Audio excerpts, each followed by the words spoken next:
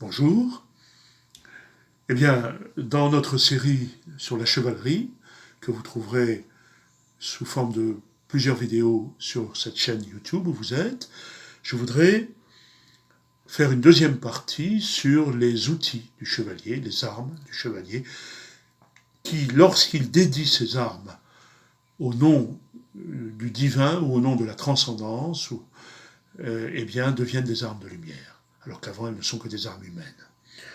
Nous avons parlé dans la première partie des gantelets, qui lui permettaient de diriger son cheval, mais aussi de tenir son épée à deux mains, des grandes épées de Tolède.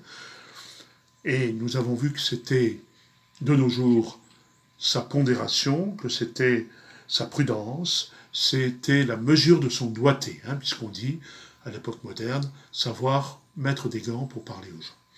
Je voudrais vous dire un mot du bouclier. Maintenant. Il est souvent en forme de cœur, ou il est souvent biseauté, et il va s'appeler très souvent, à l'époque médiévale, l'écu. L'écu, dont on prend l'anagramme pour savoir ce qui est caché derrière un mot. Vous savez, l'anagramme, c'est d'inverser le mot, c'est lus. L'anagramme de l'écu, c'est lus, ou luce, pour ceux qui aiment parler italien, c'est-à-dire la lumière. Qu'est-ce que c'est que cette lumière que renvoie le bouclier ou écu?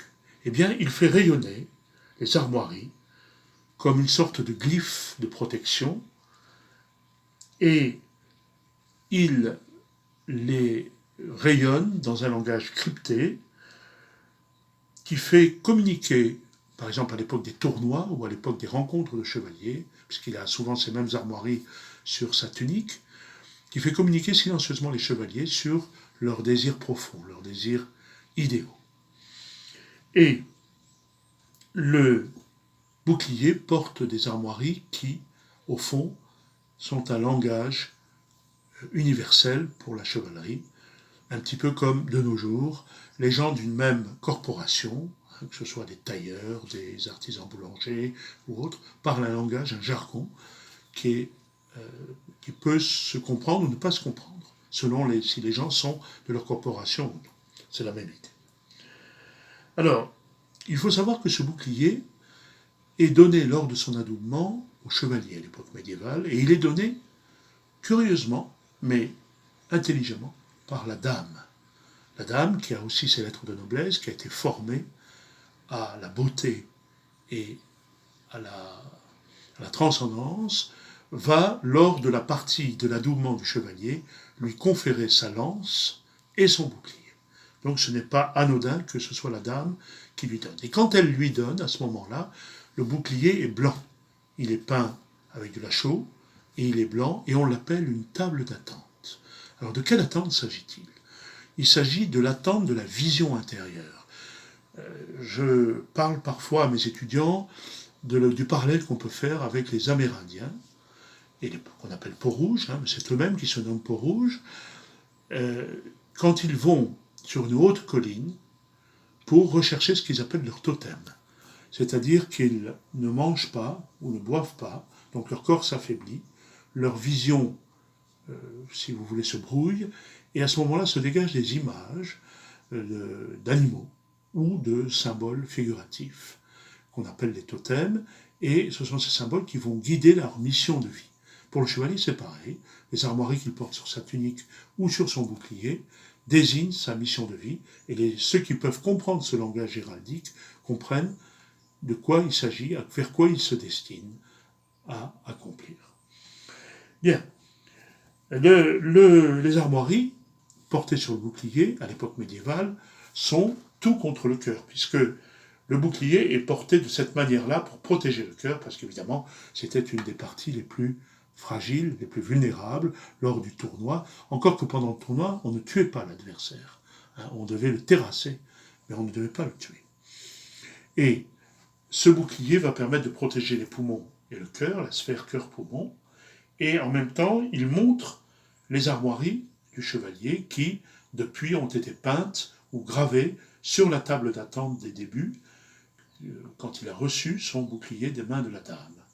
La dame, qui est une référente pour le chevalier, c'est-à-dire qu'en général, il avait une relation épistolaire avec elle, une relation de dialogue avec elle, elle était sa conseillère, et en même temps, elle avait un côté maternel pour lui, hein. Il n'y a aucune suggestion amoureuse en réalité, c'était des dames souvent plus âgées que le jeune chevalier, et donc elles étaient des tutrices pour lui. De nos jours, nous n'avons pas d'armoirie, bien évidemment, nous pouvons en constituer, hein, si nous en avons, mais nous avons des valeurs, nous avons une éthique que nous pouvons donner quand nous en parlons, et cette éthique est comparable aux armoiries du Moyen Âge. Alors, ces armoiries communiquent la vaillance du chevalier, ce pourquoi il est prêt à sacrifier sa vie, pour des choses qui le dépassent, pour des choses pour lesquelles il est prêt à se sacrifier.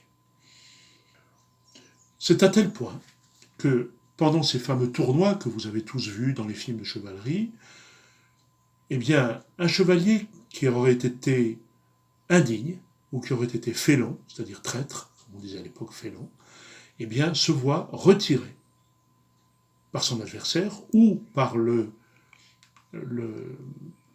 héros d'armes, hein, se voit retirer son cheval, son bouclier et sa lance ou son épée selon, pour dire à tout le monde, à tout le public, que ce chevalier a failli pour respecter les codes de chevalerie, et donc il n'est plus digne de porter les armes de lumière. Alors, en général, le bouclier de nos jours va se transformer en l'espèce de bulle, hein, dans laquelle nous pouvons nous protéger quand nous ne voulons pas être attaqués ou pris dans notre intimité. Eh bien, nous nous entourons d'une bulle de lumière. C'est semblable à ce que faisait le bouclier à l'époque. Maintenant, j'attire un peu votre attention sur le mot bouclier. On peut penser à bouc, hein, le mâle, le bouc, lié, L-I-E. Vous allez me dire, ah bon, et alors, qu'est-ce que ça ben, je vous rappelle la symbolique du bouc émissaire. On liait un bouc avec une laisse, on l'emmenait en dehors des murs de la cité de Jérusalem, par exemple. C'était une tradition souvent juive, mais pas seulement, elle était aussi araméenne. Et les grands prêtres procédaient au transfert des péchés de la communauté sur le bouc. Je ne vous dis pas à quel point ça devait être facile. Hein. C'était bien arrangeant de ne plus travailler sur ses propres défauts et de les donner au bouc. Alors on avait deux boucs en général, un qui était pur et qui est gardé dans les limites de la cité, à l'entrée du grand temple, et un autre qu'on envoyait mourir dans le désert avec les péchés, en pensant qu'il serait brûlé au feu du soleil. Et vous savez que dans la période médiévale, tout ce qui était passé au feu était purifié dans les cieux. Quand vous aviez fait un serment, vous pouviez brûler le papier sur lequel était votre serment, mais attention, il ne fallait sûrement pas se dédire de son serment, il fallait ne pas déroger. Donc, le bouc lié, c'est, si vous voulez, la transposition de l'idée que nous ne pouvons pas nous cacher derrière notre bouclier. Nous ne pouvons pas en faire notre bouc émissaire. Nous devons faire face à nos défauts, à nos péchés. Or, puisque je vous parlais du judaïsme, pour eux, le péché n'était pas la faute qu'on a dans notre monde catholique ou dans le monde chrétien, c'était le mot « rater sa cible ». Le péché, que je ne vous donnerai pas en hébreu, peu importe, c'était rater sa cible. Ça veut dire qu'il n'y avait pas réellement de péché. Quand on commettait une erreur, c'est en fait qu'on avait raté la mission pour laquelle on était faite. C'est pour ça, d'ailleurs, que dans l'époque médiévale, on enlevait le bouclier à un chevalier qui avait failli aussi, qui avait péché, en quelque sorte, contre l'éthique chevaleresque. Le bouclier, c'est donc l'image, c'est la symbolisation rayonnante de notre éthique de nos jours. Vous pouvez très bien annoncer vos valeurs, votre éthique, c'est comme si elle vous protégeait ensuite. Donc, ce sont des valeurs éthiques, ou les Peaux-Rouges diraient totémiques, et qui vont nous empêcher de nous dédire.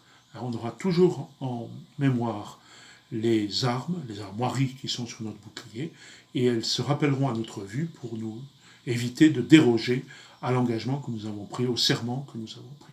Et de nos jours, je n'ose pas vous dire combien de gens trahissent leurs serments, trahissent leurs engagements, parce que la parole, si les écrits sont importants, la parole n'a peut-être plus de valeur. Or, si vous avez une éthique, qu'elle soit chevaleresque ou non, peu importe, si vous avez des valeurs dans votre vie, eh bien, elles seront votre bouclier. C'est-à-dire, elles vous protégeront pour les agressions de la vie. Voilà, c'est tout ce que je voulais vous dire sur ces deux armes. Là, dans cette émission, le bouclier, et précédemment, je vous invite à écouter l'émission sur les gantelets, qui sont un outil du chevalier et du cavalier, qui sont peu connus. Je vous dis à bientôt, et au revoir pour d'autres vidéos sur la chevalerie.